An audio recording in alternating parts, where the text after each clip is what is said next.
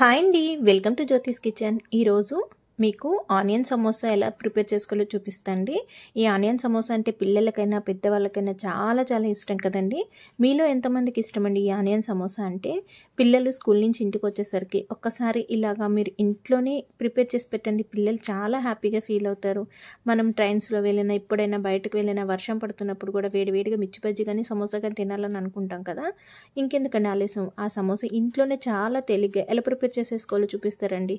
ఇక్కడ నేను ఒక కప్పు మైదా తీసుకున్నానండి. ఒక కప్పు మైదాకి చిటికెడంతా సాల్ట్ వేసుకొని 2 స్పూన్లు ఆయిల్ వేసుకొని కలుపుకుంటున్నాను. మైదా ముందుగా జల్లెడ పట్టేసుకొని ఈ మైదాలోకి చిటికెడంతా సాల్ట్, 2 స్పూన్లు నూనె వేసుకొని ఈ నూనె ఈ మైదా పిండికి మొత్తం బాగా పట్టే విధంగా కలుపుకోవాలి. మనం పిండిలా ముద్ద చేస్తే గట్టిగా ఇట్లా వచ్చే వరకు కలుపుకుంటే సరిపోతుందండి. ఇప్పుడు దీంట్లో కొద్దిగా వాటర్ యాడ్ చేసి చపాతీ ముద్దని చేసుకున్నట్టు చేసుకోవాలి. బాగా మెత్తగా కలుపుకోకుండా, గట్టిగా కాకుండా మీడియంగా పిండి తడుపుకోవాలండి. పిండిని ఇలా మదాయించుకుంటా చక్కగా ముద్దలా చేసుకోవాలి. చూసారా, గిన్నెకి అసలు అంటుకోకుండా, చేతికి కూడా అంటుకోకుండా మైదా ముద్ద ఎలా రెడీ అయిపోయిందో ఈ విధంగా పిండి ప్రిపేర్ చేసుకొని చేతితో ఇలా ఒత్తుకుంటా చక్కగా ఒక ముద్దలాగా చేసుకోవాలండి.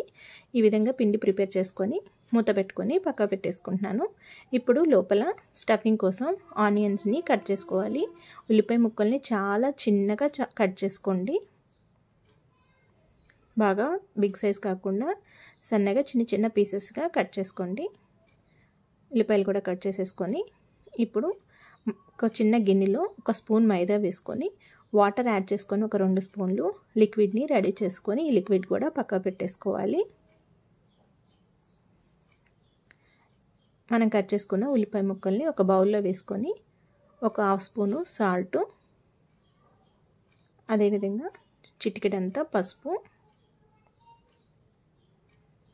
కారం మీరు స్పైసీనెస్ని బట్టి మీరు ఎంత కారం తీసుకుంటారో దాన్ని బట్టి కారం అయితే యాడ్ చేసుకోండి. ఈ పిల్లలు కూడా తింటారు కాబట్టి కొంచెం తక్కువ వేసుకోండి. అలాగే చాట్ మసాలా పౌడర్, మిరియాల పొడి,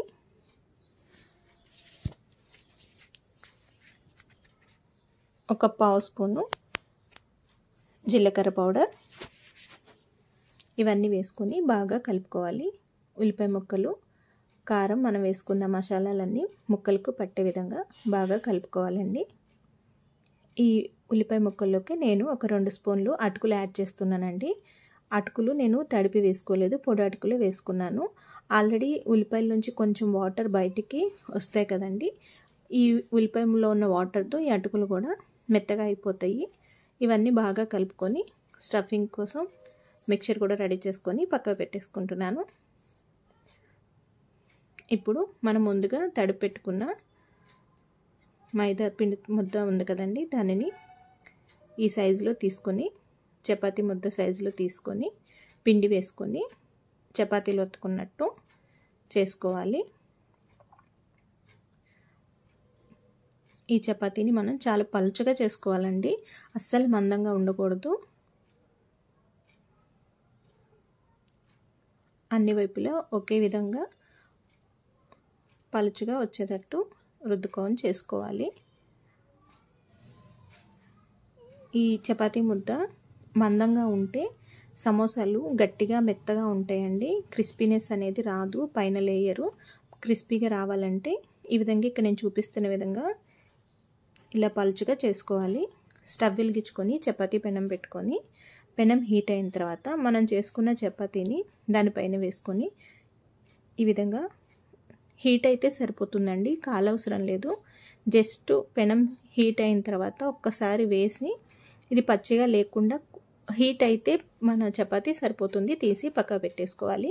ఇదే విధంగా ఒక 4-5 అయితే చేసుకొని నేను హీట్ చేసుకొని పక్క పెట్టుకున్నాను. చపాతీలు మాత్రం చూడండి చాలా అంటే చాలా పలుచగా ఉండాలి, అస్సలు మందంగా ఉండద్దు.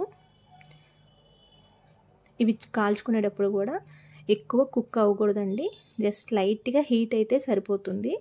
ఈ విధంగా కాల్చుకున్న తర్వాత వీటిని షేప్స్లో అయితే కట్ చేసుకుంటున్నాను. నేను రెండు వేసుకొని ఈ విధంగా లైన్స్ లాగా కట్ చేసుకుంటున్నాను. చూడండి, సైడ్స్ ఎడ్జెస్ తీసేసుకొని ఒక లైన్ లాగా కట్ చేసుకుంటున్నాను.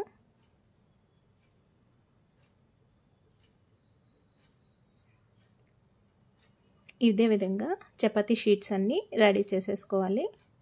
ఈ షీట్స్ కూడా మనకి సూపర్ మార్కెట్లో ఇన్స్టెంట్గా దొరుకుతాయండి, కానీ మనం ఇంట్లో కూడా చాలా ఈజీగా చేసేసుకోవచ్చు.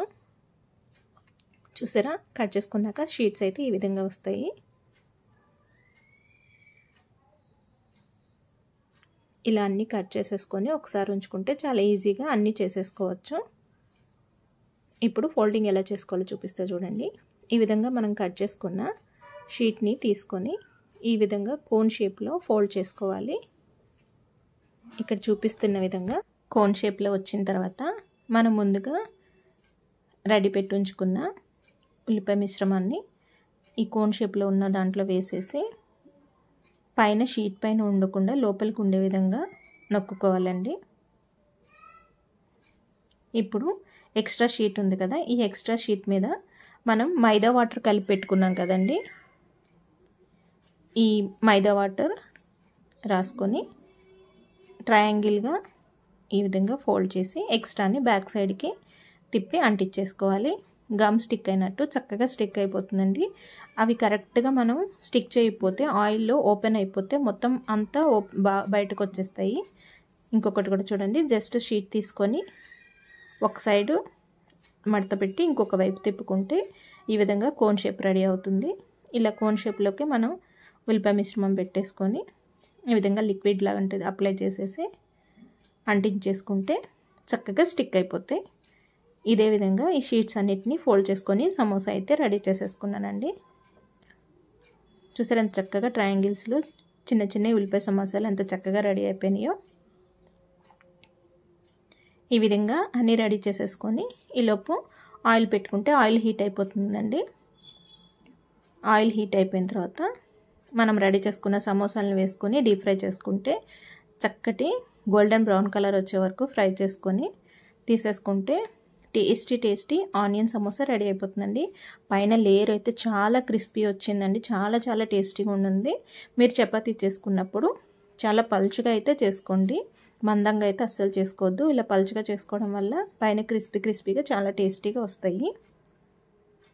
ఈ కలర్ వచ్చే వరకు ఫ్రై చేసుకొని తీసేసుకుంటే సరిపోతుంది. అంతే అండి, ఎంతో టేస్టీ ఉండే ఆనియన్ సమోసా ఇంట్లోనే చాలా ఈజీగా ప్రిపేర్ చేసేసుకోవచ్చు. పిల్లలు స్కూల్ నుంచి వచ్చేసరికి ఒక్కసారి ఈ విధంగా ట్రై చేసి పెట్టండి. పిల్లలు అయితే బాగా ఇష్టంగా తింటారు, ప్లేట్ ఖాళీ చేసేస్తారు. మమ్మీ సూపర్ అనాల్సిందే. ఒక్కసారి మీరు ట్రై చేయండి. ట్రై చేసి ఎలా వచ్చిందో నాకు తప్పకుండా కామెంట్ చేసి అయితే చెప్పండి. నా వీడియోస్ కనుక మీకు నచ్చితే ప్లీజ్ లైక్ చేయండి, షేర్ చేయండి, సబ్స్క్రైబ్ చేసుకోండి. ఇలాంటి మరిన్ని వీడియోల కోసం నా ఛానల్ అయితే తప్పకుండా వాచ్ చేయండి. లైక్ చేయడం మాత్రం మర్చిపోవద్దు. Thanks for watching.